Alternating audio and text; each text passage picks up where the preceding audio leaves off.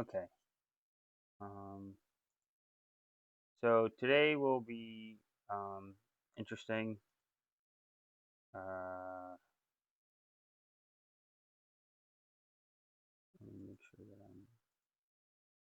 Why isn't it letting me share my screen?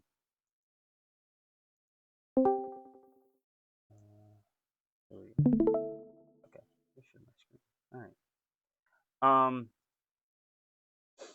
So I've had a very long week. I spent the last 2 days at work in about 14 hours worth of meetings. Um. So my my notes on this week are even worse than normal. So I'm gonna do something slightly different. Normally, the first thing that I try to do is to read the passage and then we go back through it.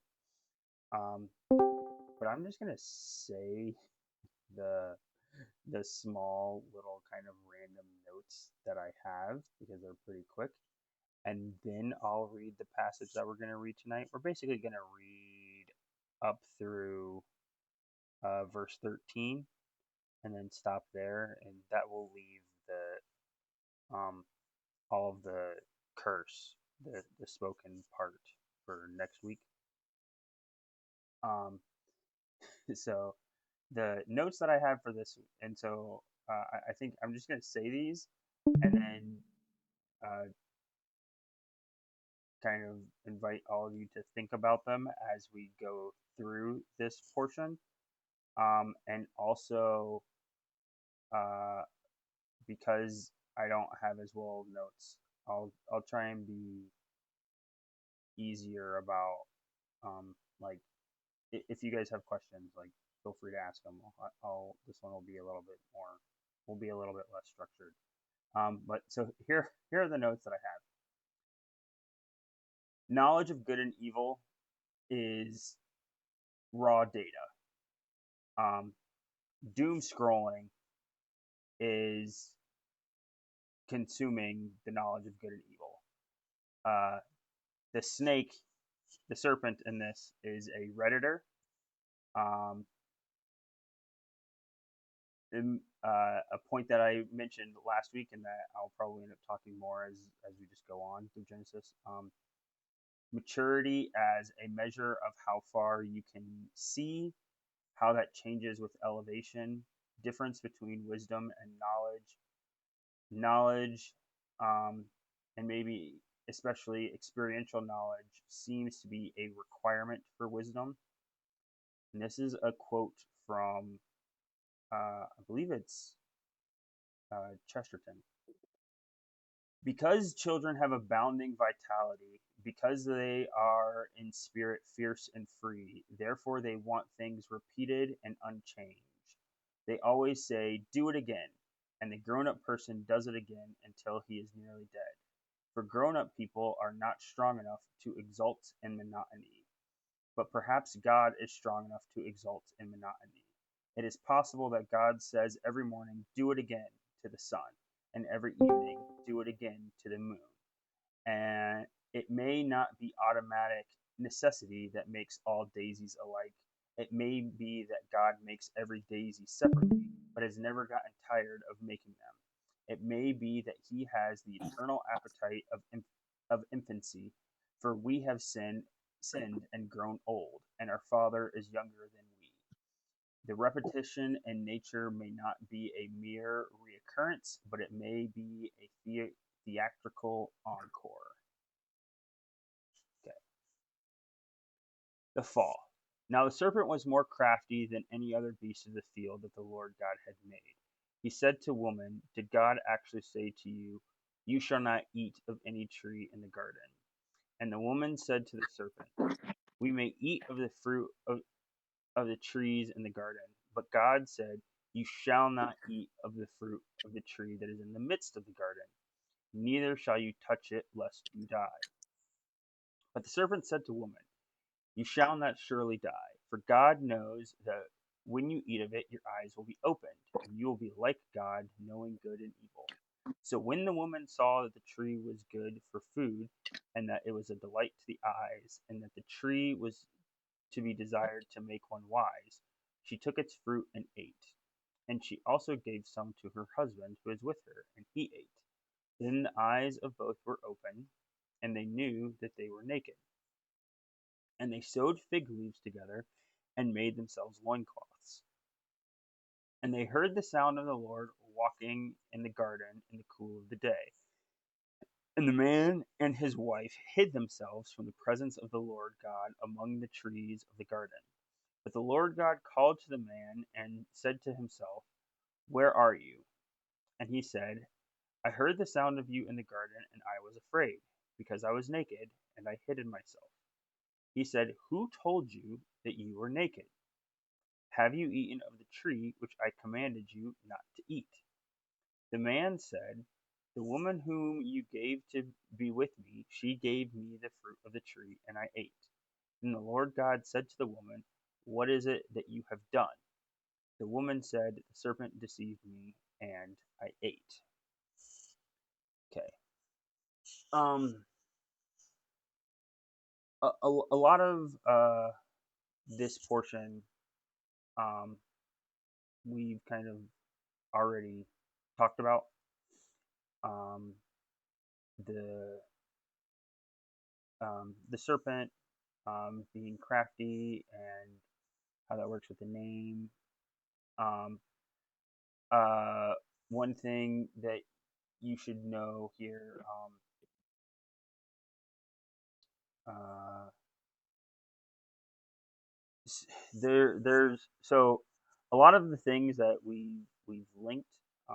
We'll talk about uh, the different stuff in this section, and so I might not spend a whole lot of time about it. Like there's right, so there's a lot of debate about like what is this serpent?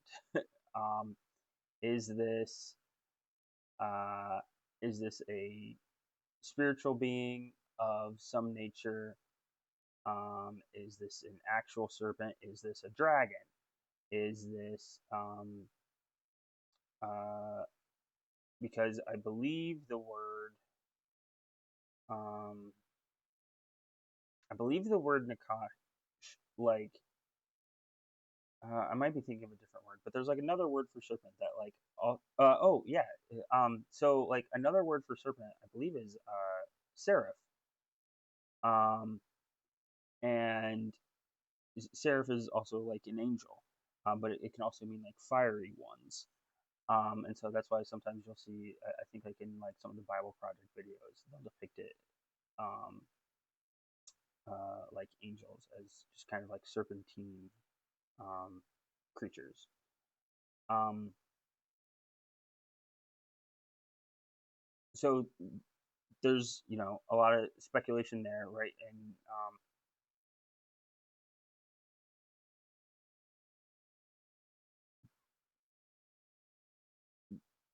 personally, like if you get into that, right? Because then you start to say, okay, well, like this is going to come up from the curse one later about okay, why is the serpent's curse to be um on the ground, right?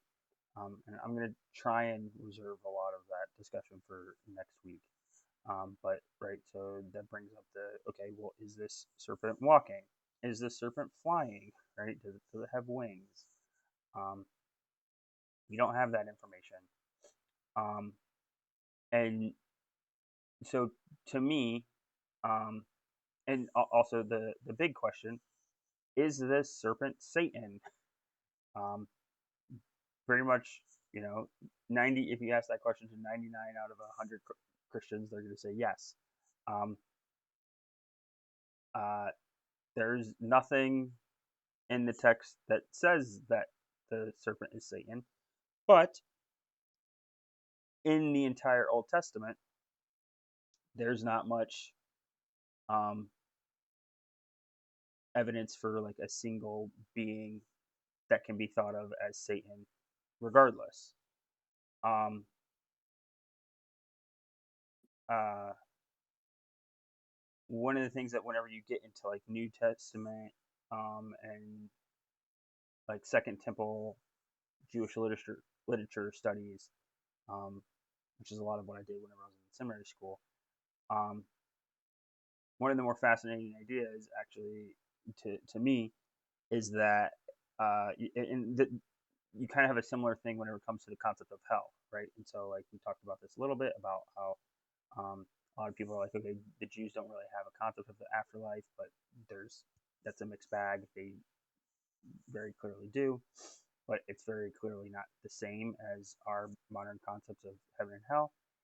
And one of the things that I think is really obvious about the New Testament is when you get to the New Testament, um, the ideas regarding heaven and hell and actually Satan become more concrete, whereas they're not so much in the Old Testament. And in fact, there's one article that was actually written by kind of a liberal scholar where he kind of makes the claim that um, he basically tries to argue that Jesus invented the idea of hell, which uh, I got I got done reading that and I was like, actually, you know what? I'm kind of okay with that. And the thing is that it kind of makes sense, right? Like, which is one of the things that I think is actually really funny, is because there's this modern kind of take on Jesus as um, buddy Jesus, friendly, never says anything or does anything bad. But the main concept that atheists will constantly rail about is eternal conscious torment in hell. And it's like, well, the guy that spent his most time warning you about that is Jesus. Um, and so if he is God and he's the one that's right about it, it kind of makes sense that he would be trying to really warn you about that and try to be warning you about this adversary, right? Which is what Satan means. And so it so that go and the main place where the name Satan comes from is Job, where it's Ha Satan, it's the Satan, Ha meaning the. We talked about that with Elohim. Um, and so the argument, especially if you look at like someone like uh, Michael Heiser, he'll say that we don't know for sure that this serpent here is Satan, but we have plenty of evidence of there being supernatural beings that act as adversaries to the God of the Bible, and that becomes clearly manifest in the New Testament. And so it's entirely plausible that this serpent here is the quote unquote like leader of the supernatural forces that are opposed to God, or that he would become that at a later point. It's also possible that it's just a different chaos agent um, that serves in that role. Um, but the main evidence that this serpent should be thought of as Satan, of course, comes from Revelation, right? Where it's like um, doing a bad memory here, but it's something to the effect of like um, that that ancient serpent or that ancient dragon or whatever, and it's pretty clearly trying to make a reference back to this. Um, didn't want to spend too much time on that unless anybody had any questions or any points that they wanted to make just on question about the serpent. Okay, we'll go on. We also sort of already talked about the fact that um, what Eve says here You shall not eat of it, of the fruit, and you shall not touch it. Right, the you shall not touch it is an increase. I'm not sure if we recorded that. I know we talked about it, but that this seems to be an increase in the rule, right? Because the rule was don't eat of it. There was no rule about not touching it. And so where did this okay, we're not allowed to touch it part come from? I think it's obvious to me that Eve would have gotten needed to have gotten this from Adam, and to you can make a you can make a cynical parallel here to priests, religious leaders that over exaggerate the law in order to demonstrate that they're more pious.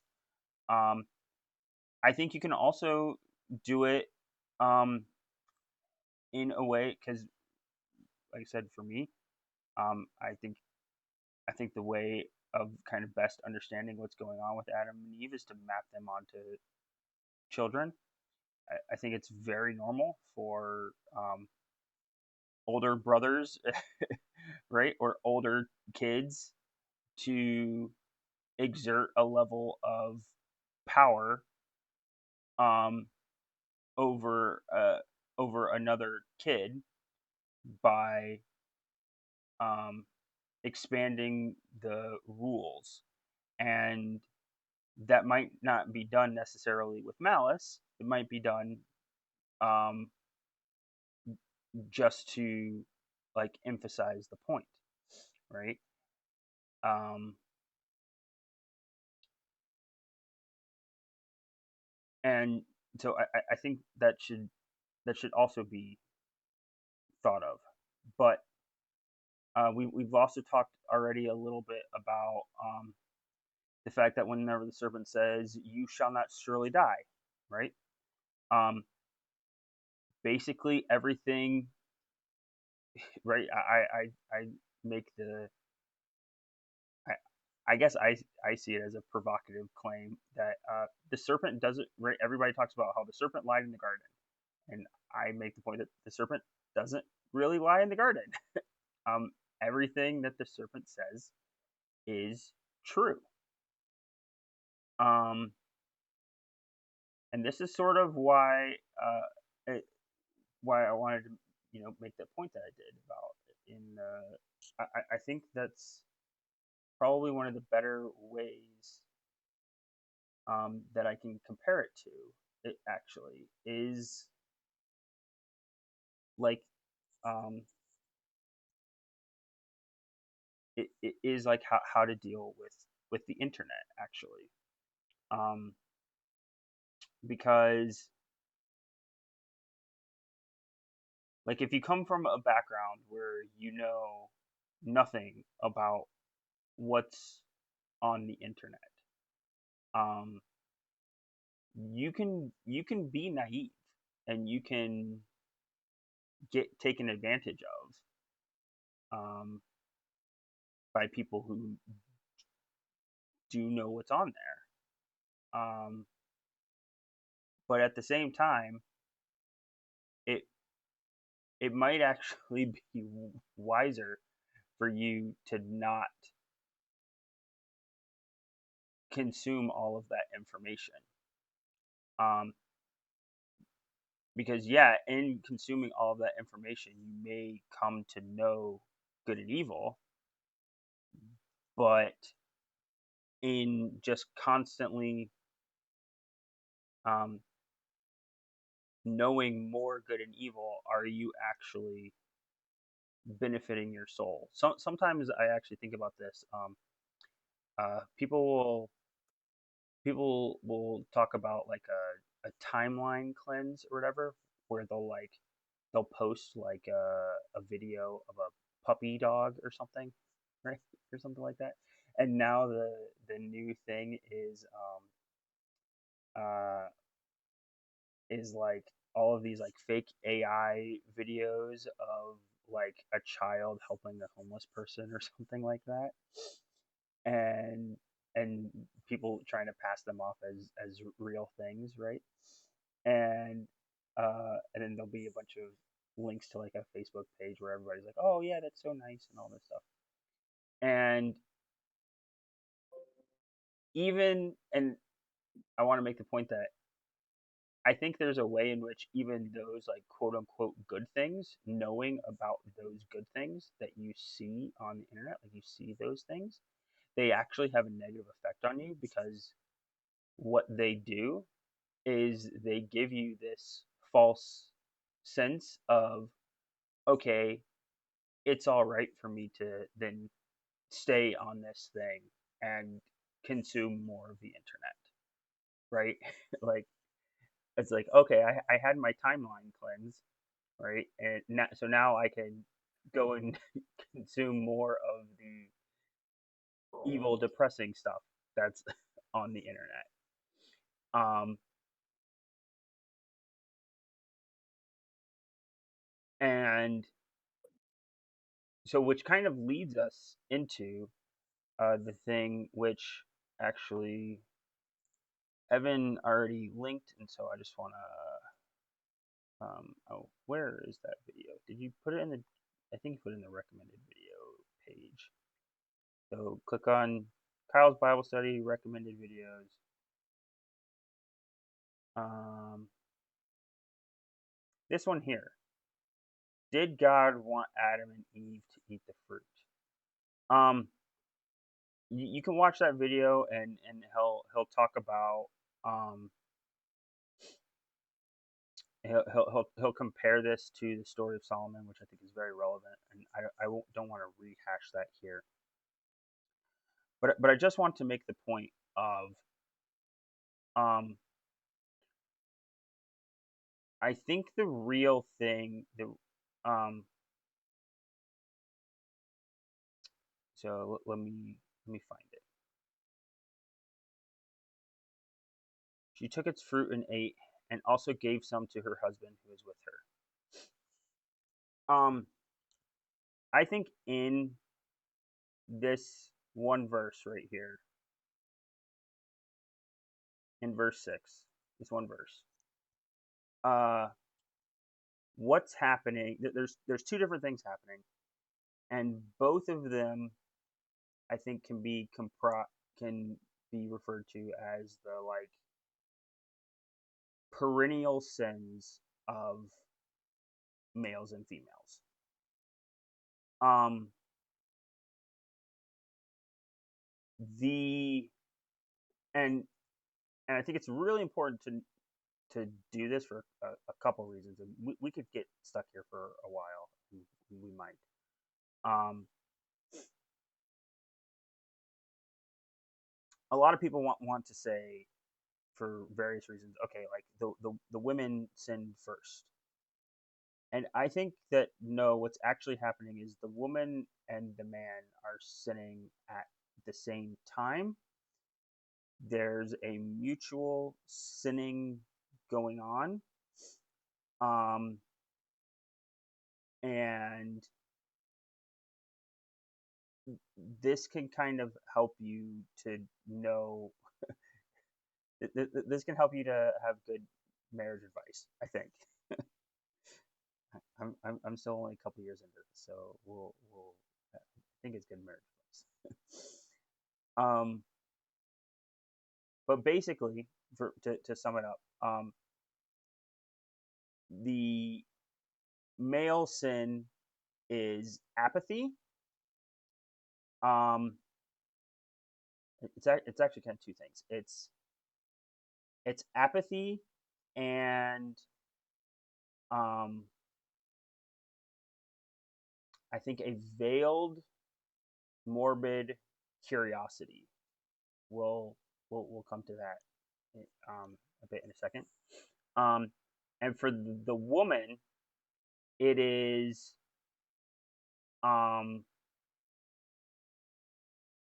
I don't really have a word.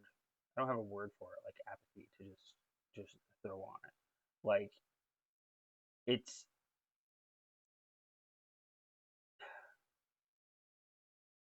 I don't like this word, but it's the only word I can think of. It is like it's a it's a usurping, right? Like um it's the woman is trying to take um the leadership role. Um, it's something like that.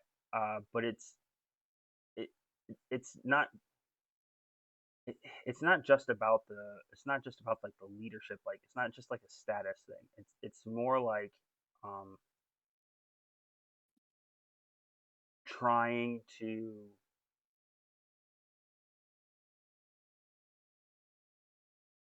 it, it- like the woman is trying to take the power for her benefit. Um, and we'll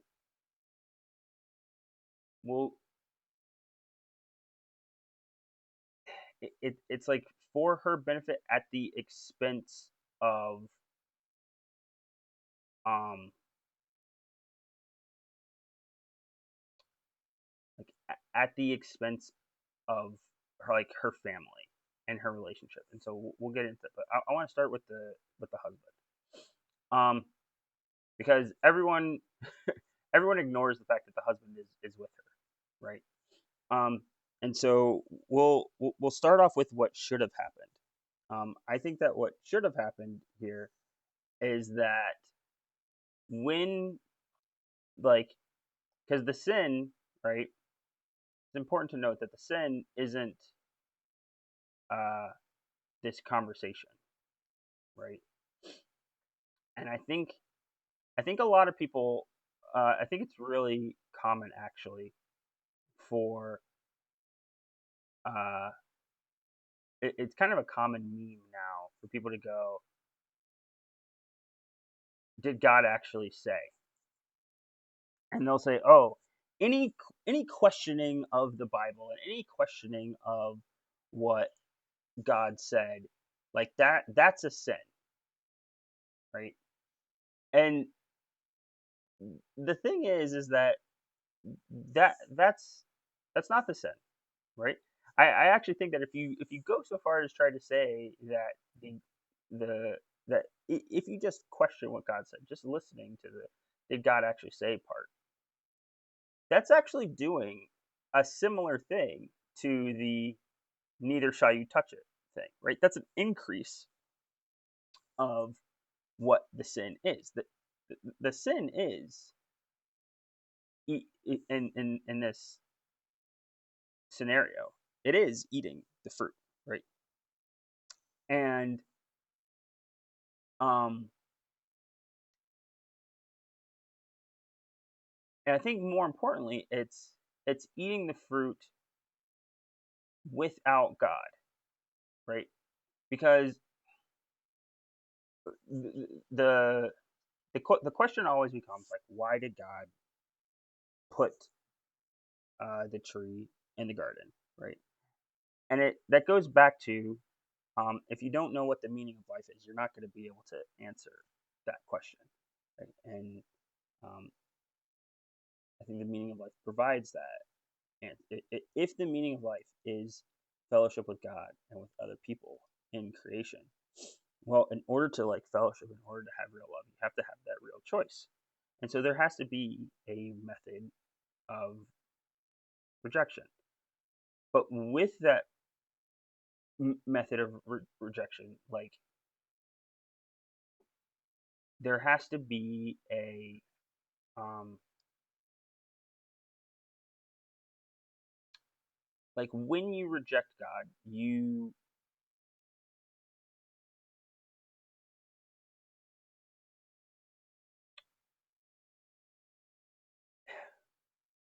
okay. So this is gonna. I think that God set up this world so that the way in which we sin opens it at the same time plants a seed for redemption, right? Which is what we're going to end up talking about whenever we get to the curse, right? But God made this world so that the original sin was a lack of knowledge. And the thing is that that lack of knowledge in and of itself is going to become the thing that basically gives God a way to provide redemption. And part of the way that that redemption will be provided will be by making one wise, right? Um,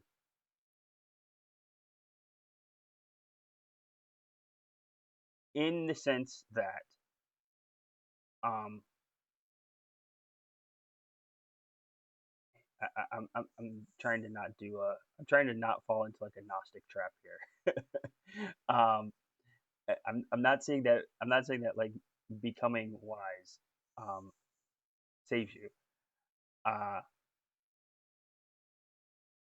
I'm trying to say that in the process of redemption, right? Um, right, we have a process of sanctification which is tied to that, and the best way the best way that I can describe how you become wise is actually which will get talked about in Genesis and in other places is this right here. It's walking with God. Walking with God is how you become wise. And so what Adam should have done is instead of so because what's going on here, right, is Adam is witnessing this conversation, right? This conversation is like it's one of the things that I kind of actually hate the most about like children's books is the fact that they always show this scene where it's just Eve talking to the snake. If there was like one critique that I would make for children's like picture Bibles, it's you should be throwing Adam right there next to Eve, okay? Because like that's actually the thing that's to me is the most significant part. He's right there watching this conversation take place, okay? And so what he's doing is he's allowing Eve to fail. He is letting this is what I mean by his sin is partially an apathy and partially a morbid curiosity. He is allowing Eve to fail this test, right? A test that he told her about. And he's trying to see what happens. He is offloading his responsibility onto her instead of correcting and leading into doing what they're supposed to be doing, which is this walking with the Lord, right?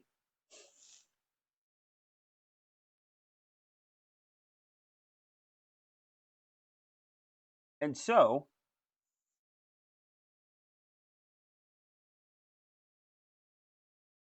that be, it, it's because he abandons his role that this happens, right?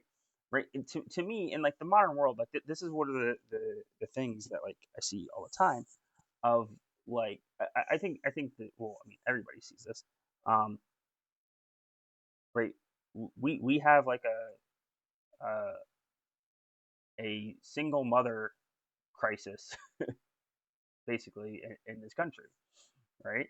And it's like, okay, well, everything would be better if like people didn't rely on the government to take hold of them, um, which is actually a very relevant to this discussion, as we'll see very quickly. Um, the whole point of what's going on here is that uh, when these falls start to occur, um, it becomes uh, a system. The one of the other writing themes, which if you go and listen to all of our stuff on Mark, um, another running theme throughout the scriptures is the system of God versus the system of man, and the system of man is basically governments, uh, more or less. Um,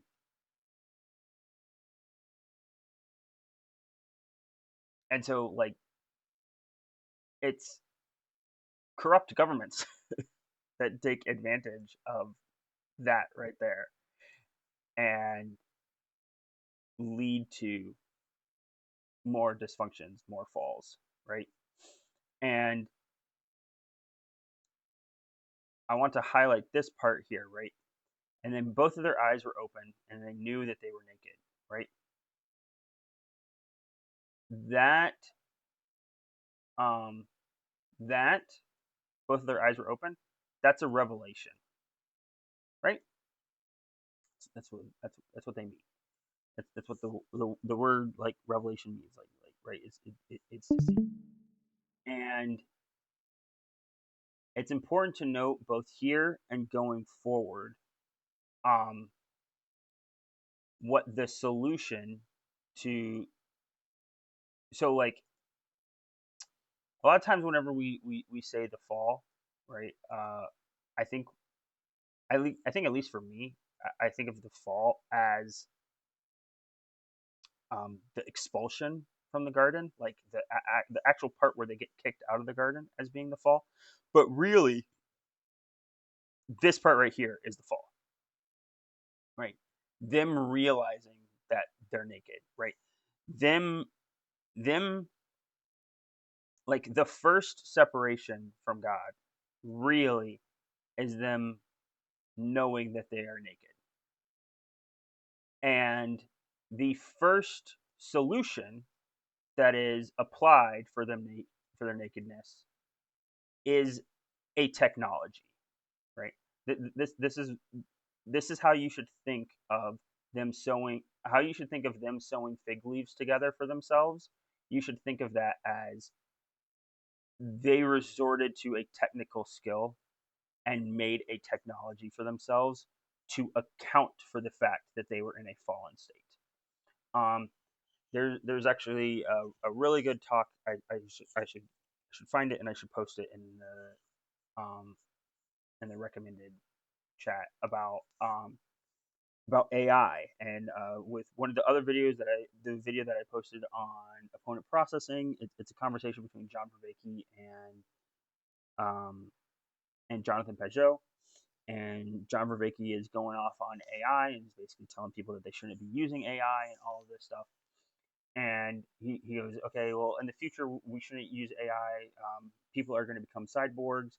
And then John Vervaeke makes the statement where he goes, well, and actually, people kind of already are cyborgs because look at how people deal with their phone. Like, if the fact that somebody loses their phone, right? We're already connected to this technology in such a way, and like he's warning about it, and he thinks it's a bad thing, which is funny because John Vervaeke is not a Christian, um, and uh, Jonathan Pageau's response is, well, if you're going to consider having a phone to be a cyborg, well, then having clothes is being a cyborg because clothes are a technology. And a better way to think of this is he uses the term um, uh, like it's a supplement, it supplements supplementation. I think is what he says. He says supplementation, like our relationship with supplementation, and he's talking about that, like in a way, a lot of times we'll think that these things are new problems, and they actually aren't new problems. They're very old problems. And we've been dealing with the problems of the fall for a long time, and we'll be dealing with the problems of the fall until there's no fall, like forever. And we have to we have to figure out a way um, to come into right relationship with technology. And if you want to see a picture of the right relationship of human beings with technology, you can take a look at Revelation whenever it says the the city of Jerusalem will descend like will descend down upon the earth, right? It will come down onto Mount Zion, right? What that is, that's a new meeting of heaven and earth, right? See the little chat thing from before, um, that like Christian and everyone were talking about today. But what that is a city is a technology that is created by humans, and it is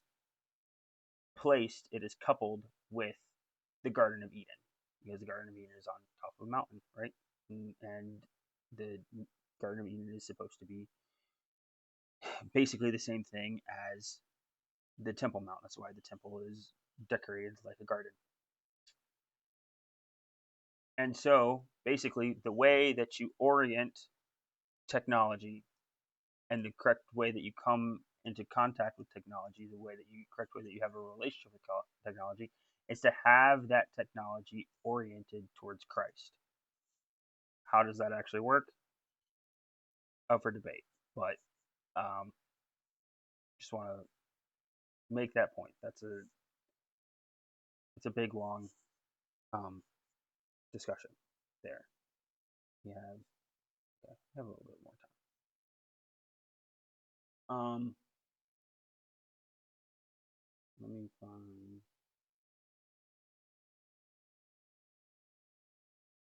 Okay. Um,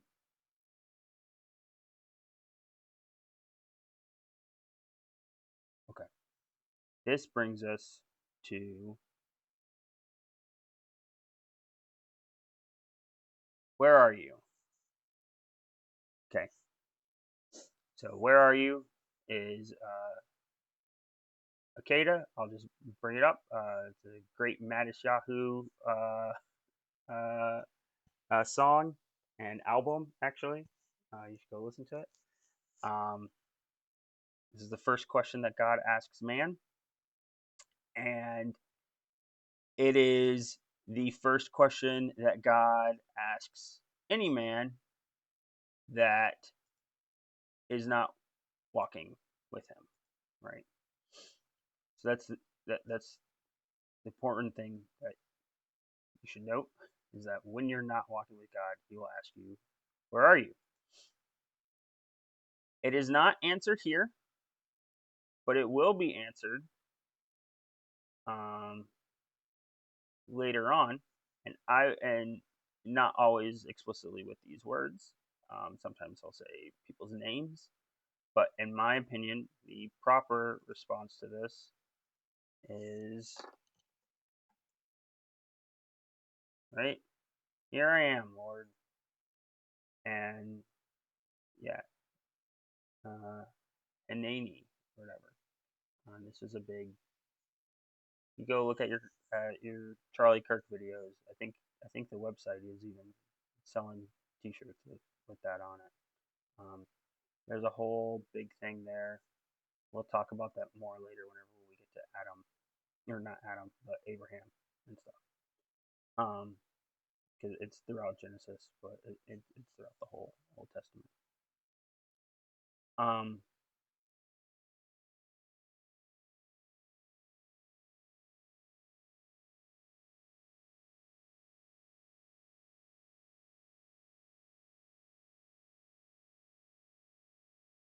yeah, I didn't have much to say about I didn't have much to say about the blaming portion. I feel like that's we all kind of get what's going on there. Um, I guess for the most part, I'll end it there and open it up to. I know it's a little bit earlier, but like I said, I didn't have much time with my notes. Um, I guess I'll open it up there for questions for the last like 10 minutes or so, if anybody has anything.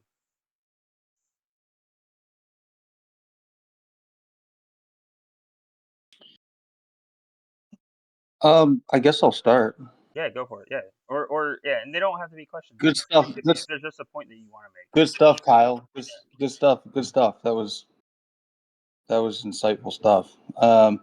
So I just wanted to circle back to the whole Satan thing Yeah, and wanted to kind of get your input on it because um, I know the name Satan is not really used in the Old Testament, correct? correct. It's never used. It's never. Yeah. So what is the word? Satan is What is the never word used. again? I'm trying to.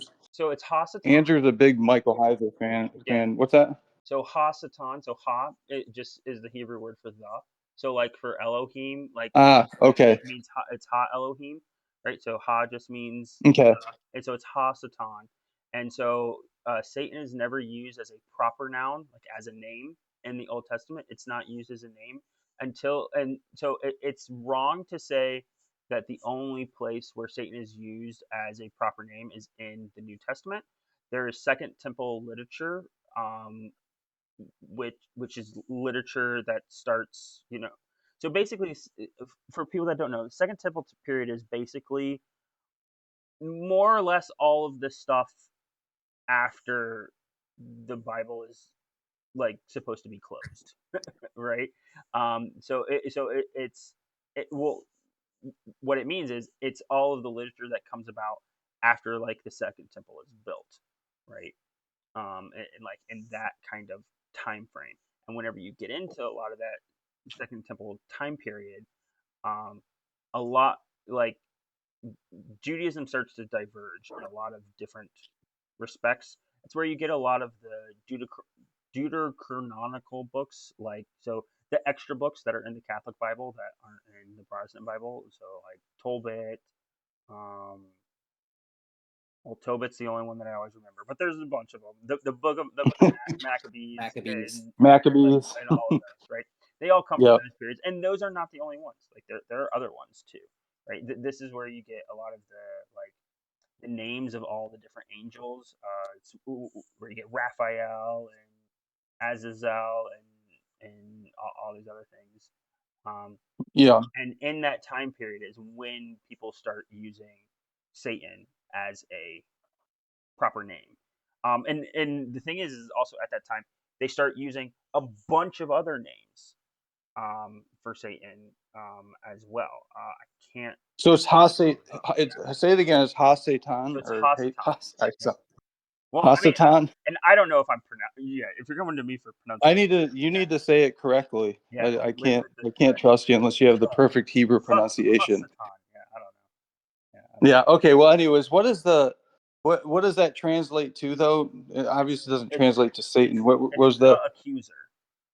It's the accuser? yeah. Satan means accuser. Yeah, and so Okay. Yeah.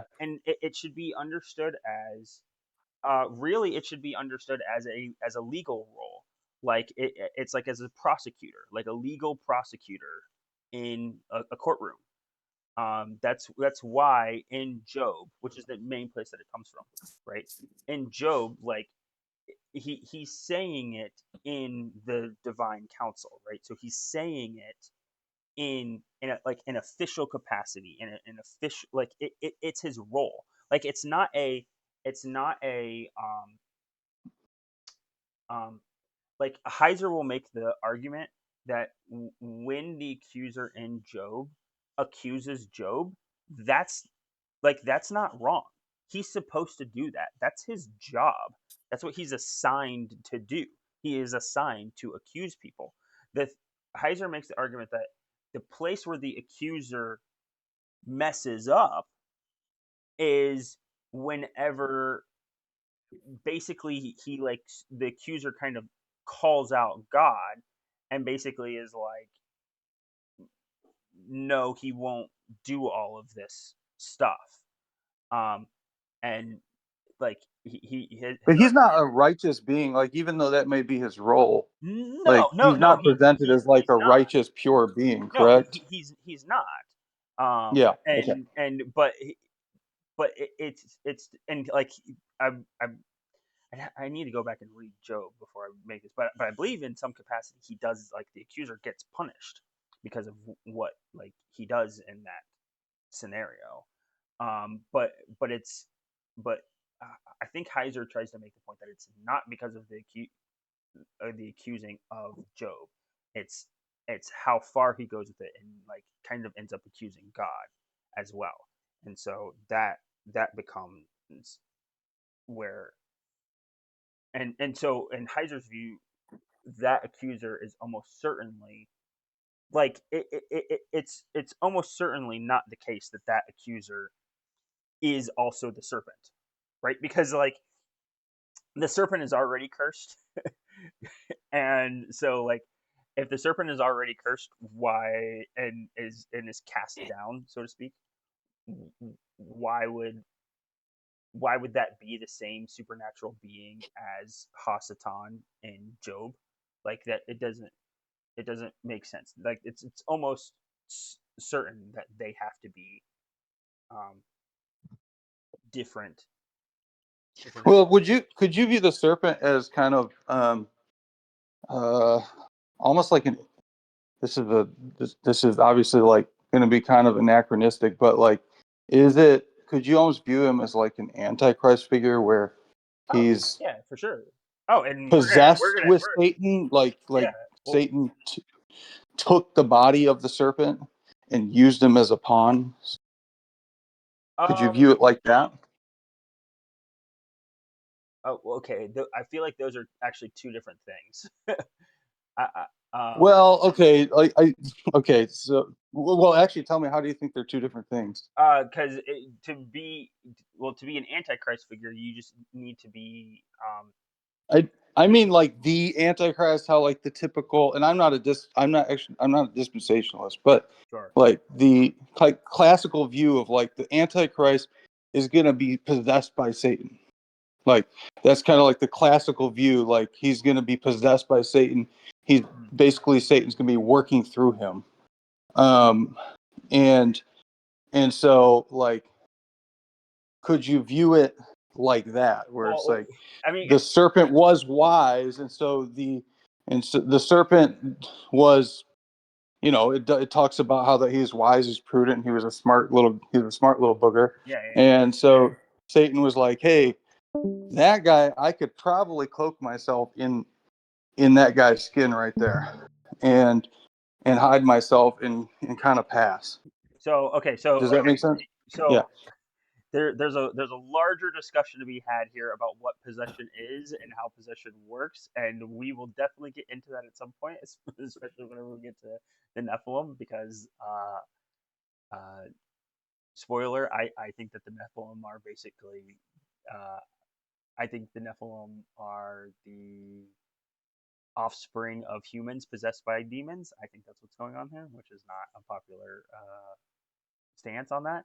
Um, there's also um, uh, a lot of debate about how possession works and about how you're thinking about possession working here. To me, I don't. Okay, so you then get into the can you say that I'm not making a dogmatic statement. yeah, yeah, yeah, I'm yeah. just Like I'm can honestly throwing it out there, like, could it be this? yeah, well, like in obviously the whole thing is whenever you start to get so I usually use the term speculation territory. Whenever you start to step into speculation territory, yeah, like kind of anything goes. It's just it's prudent to understand whenever you're in that, and like whenever you start to get into that, be like, okay, is like what exactly is the serpent and everything. Whenever you go into that place, it's like, okay, yeah, I'm in speculation territory. Um, to me, seeing it as the serpent as an antichrist figure, I actually think that's really not speculation territory. I think that's pretty obvious, which we'll end up talking about next week because, like, uh, definitionally, that's what uh, like that's what this is. That, I say it's like anachronistic because antichrist is kind of well, that term. you're correct that it's an anachronistic, an anachronistic, in that we are applying a New Testament idea and term onto an Old Testament figure. But I think, to me, I think the most accurate definition of a antichrist figure, um, an antichrist figure is not just a figure that is against Christ. It is it is a figure that is attempting to usurp Christ's position and power. Mm-hmm. Oh Right? yeah, that's true. And it is it, it's the act of like trying to usurp Christ's power and to establish their own realm of power that um that is what makes them an antichrist. Like it's really popular nowadays for everyone to just be like, oh, he's an atheist, therefore he's antichrist. Or like I say this all the time about like, oh, Ben Shapiro is Jewish, therefore he's antichrist. Like, no, like stop being stupid. That's not what that means. Like, to be an antichrist figure, like you need to be trying to like usurp, and you either need to be like trying to like utilize the name and title of Christ for power, or you're trying to like take his position, right? That's what it means, right? And that's why, right, whenever we get to the curse part next week, right, it talks about like, and you shall bruise his heel, right? Which is the snake shall bruise his heel.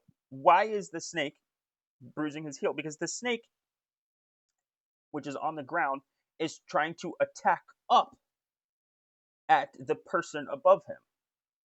That's what's going on. That is usurping. That is an attempt to usurp, right? It's a failed attempt to usurp, right? That's what he shall bruise your head. It's a failed attempt, but that's what that is. Um, and so I, I'm fully on board with being like it's biblically accurate to describe the serpent as an antichrist figure. Um, how that shows up of that therefore the serpent was a normal snake that was possessed by Satan, that to me is a different that to me is a different thing. You'd have to. I'm not aware of the solid evidence that says that an antichrist figure is possessed by Well, Satan. you've heard it, right? Like I've everybody heard knows Satan, Nikolai Carpathia, I think, right? and like I'm Yeah. aware of like Satan like working through like, so like this is the thing about like Satan working through people, like, or even like the whole like you're part of a Have sinister you listened to scheme. Left Behind, Kyle?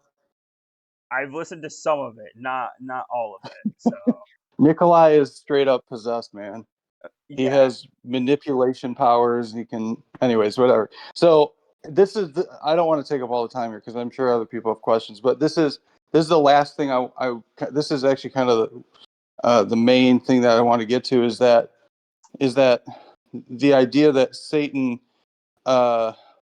I want to talk about kind of the idea that Satan is not in the Old Testament because I think even though his name, and I'm sure you agree with this, that even though his specific name is not given in the Old Testament per se, but more of a job description. Um, or a title that, or that, something that the along those character is lines. still there. What's that? That the character is still there, right? Yeah, the character, like The I could, there's the like being several still places I'm exists. thinking of where I'm like, there's an individual. Yes. That's why there's probably development within the Jewish world Yep. of, let's give this guy a name because we see him. Yeah. We just, anyways, that's all. Yeah, I'd agree with that. Yeah, I completely agree with that. Yeah. Yeah. I don't think there's more to say on that other than I agree. Yeah. I just want to plug the Chaos Dragon podcast series on Yeah. on the idea of the serpent, the symbolic meaning of the serpent. I think it really, they really do a good job of going through and kind of explaining that. So Yeah. I that's on my to-do list to listen to that. But yeah.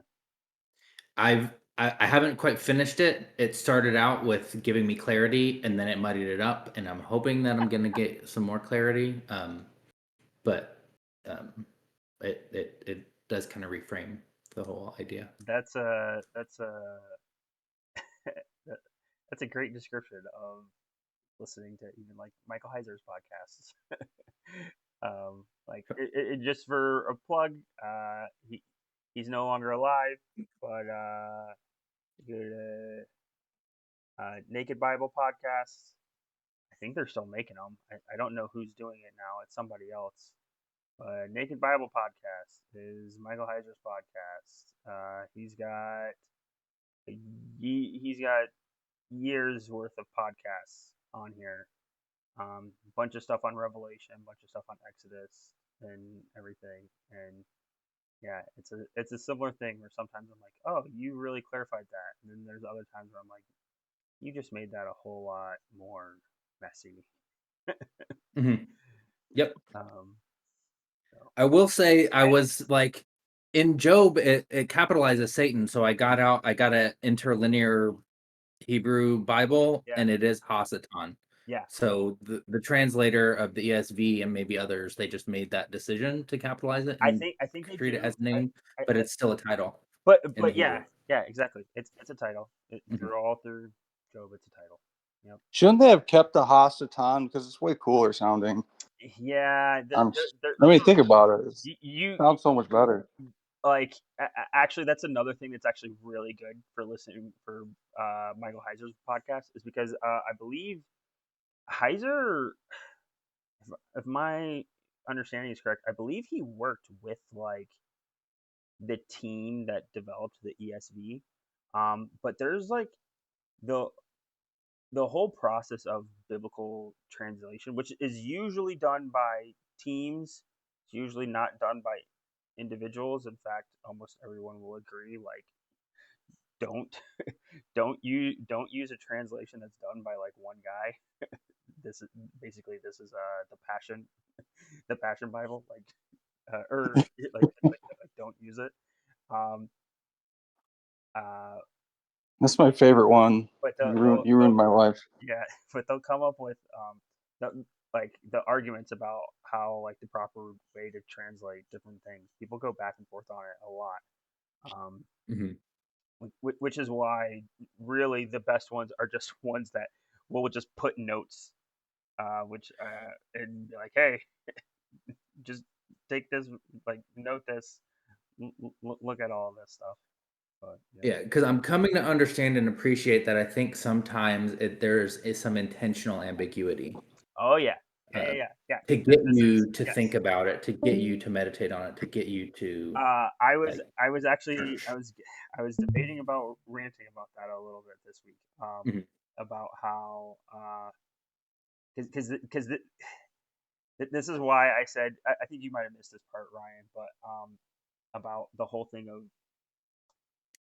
the knowledge of good and evil as raw data Mhm. and how that is different than wisdom Mhm. and um w- to me one of the things Yeah. that I think about that is that I think about that with like the internet and how we get information, but also I think about that with how people think about Christianity versus other religions. So like especially even Mhm. like Islam.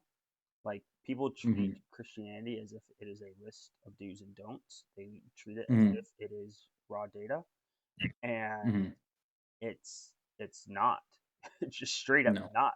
Like if you want to know, no. this is why we talk about the whole thing about like if you want to know the truth is a person, and a person is not raw data. A person is incredibly complicated. It is incredibly multifaceted, and a person cannot be wholly defined even with a lifetime of knowing the person, right? This is the thing of like you can be married to somebody, you can know someone, and then at the end of their life still learn something new about them.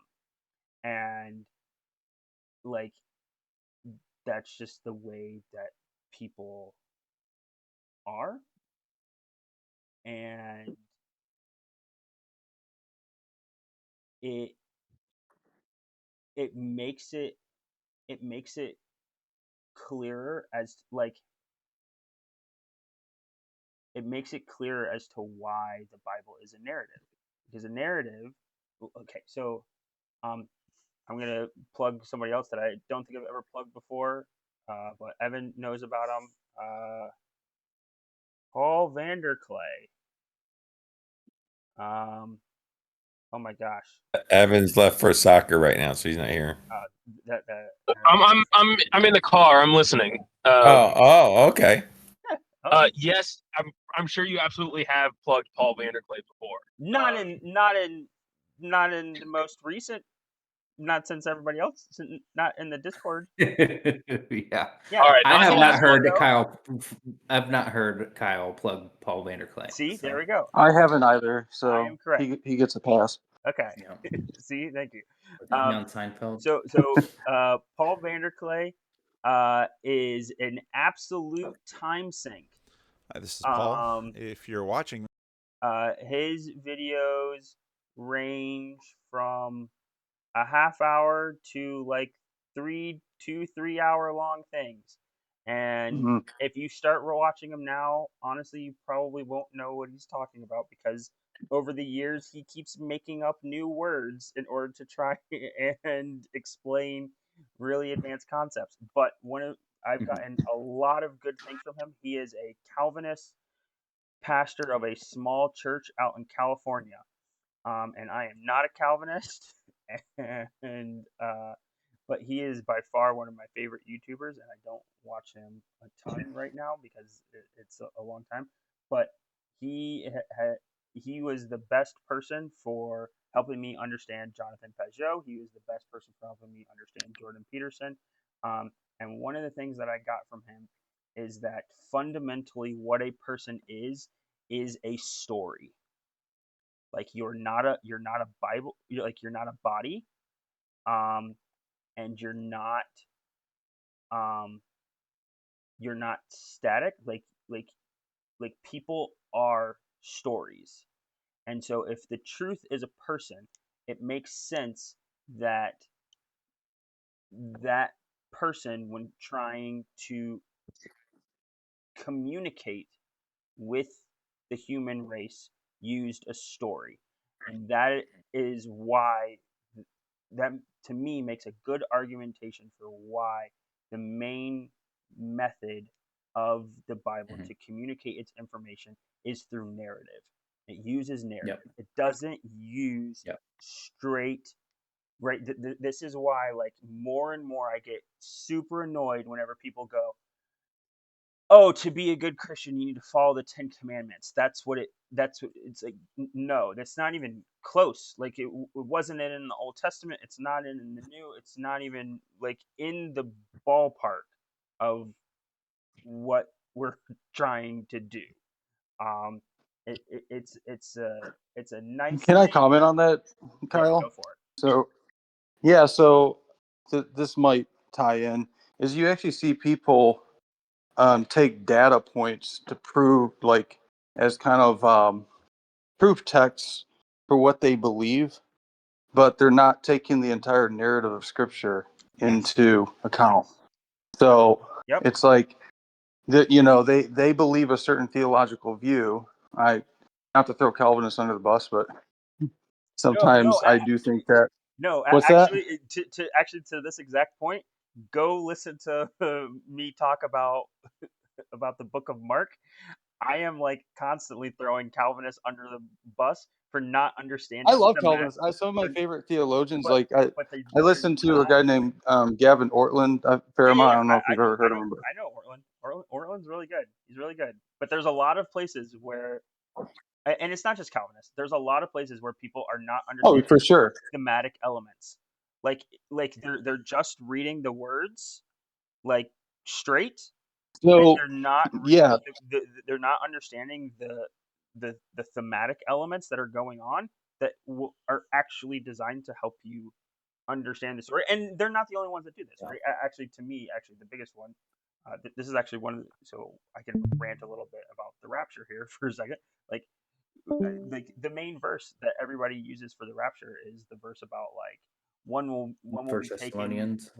Yeah. one will still be there, Mm. one will be in the field, the other will be taken, Mhm. one will be in and the other will be taken, and like they're completely missing the fact that the purpose of that verse is to compare it to Noah.